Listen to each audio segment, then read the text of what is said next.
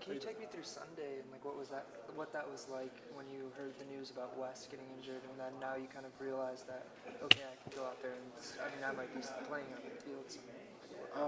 The first thought I was, felt bad, because he got hurt, and that's a teammate, and that's a friend as well. And I felt bad about that. And once I got a chance to talk to him, told him that, I'm praying for him, my family's praying for him as well, and just.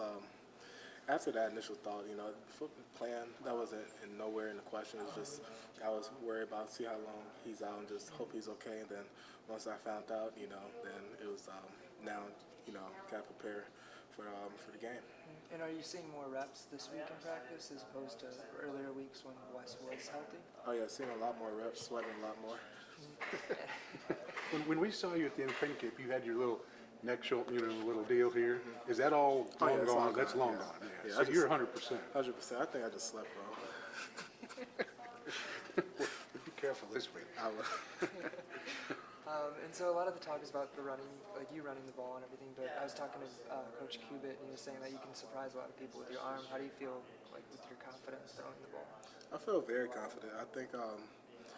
Just obviously I feel, me going in there, it's going to be guys come, people in the box, and then they give me a chance to display my arm and throw it. So it's not, just go out there. I'm sure people are going to be surprised, but I'm not. Do you prefer to run or throw? Honestly, I prefer just to, I don't know, like I like throwing on the run, honestly. Yeah? Yes. Getting out of the pocket? Yeah, creating stuff. Cool. And do you feel like the offense is going to change a little bit with you going in there rather than O'Toole or Wes, where they don't really have the opportunity to run as much as you do? I mean, we all are different, but I don't think it'll change too much. I just think it'll just be more of an instinct for me. And you got into a couple games last year, and what can you take from those games that really you can use for this season now that you can go into a couple more games? I could just say that, I remember playing from last year, so I remember some of the things I couldn't do in high school that I did in high school that I couldn't do now. So it's just the same thing. I just feel much more confident this year because it's a difference from being a year from high school to come playing your first year. So I feel very confident. And do you feel like that Washington game, I mean, you played in a big atmosphere, Soldier Field and everything like that. I mean, do you feel like that was one of the games that really helped you kind of feel more comfortable? I think so, and it was a home game too, and I love playing in front of big atmospheres. That's the reason come to the Big Ten. So I think that definitely helped. I think that's the biggest thing with any young guys, just to deal with the atmosphere, and then once you get that out your head, you focus on this is the game I have to play.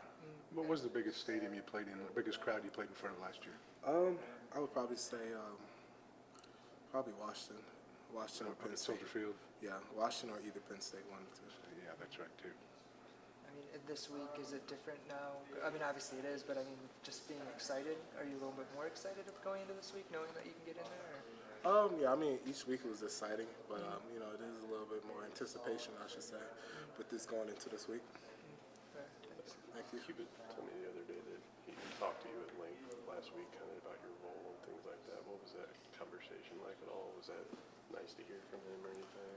Or? I mean, it was good to get some clarification. Just basically talked about, he just asked me, do I want a red shirt and just stuff like that. And just, it's rather than tell me than it's, something behind my back. And I'm like, well, what happened type of thing. So that was it. Okay. And it was reassuring to kind of sit down and have that kind of honest conversation with him? Yeah, that's the main thing, and then ask my opinion, of course, and then just go from there. Gotcha. How's Riley look so far in practice? Riley looked good. Okay. Riley's very good. I like watching him play. He's very shifty. Do you remember him at all when he was in high school? Was he a guy you kind of read about in the papers at all, or watched highlights or anything like that? A little bit. I remember him winning state championships. That's what I remember mostly, because Wheaton's not that far from Bolingbrook. And I was still young, in high school. I was just trying to get my head wrapped around high school, but I do remember him from high school. What was your first interaction with him like?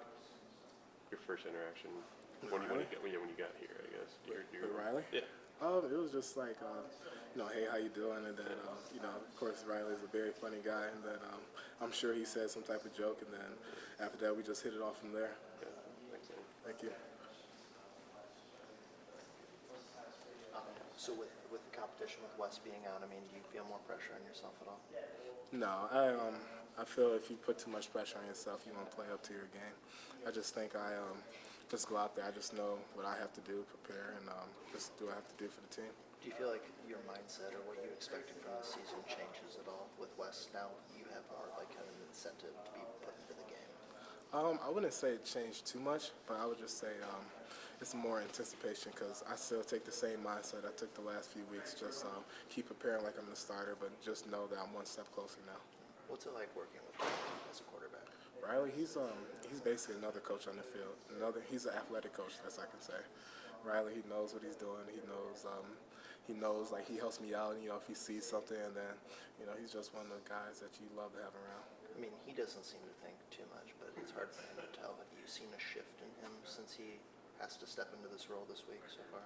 I would just say he's taking it with a grain of salt. You know, Riley's a leader. He's going out there. He knows what he's doing. He's been in here at the office the longest out of all of us, so he knows what he's doing. He's a fun guy, athletic guy, and he knows how to get people in the right positions. And he's a great quarterback. Do you think that with what happened at Nebraska, that maybe it got to him a little bit, being one of those guys who've been on the team for a while and kind of having kind of a rough game?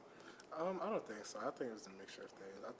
I know Riley. He was very, very prepared to go into that game. I just think it was a mixture of things.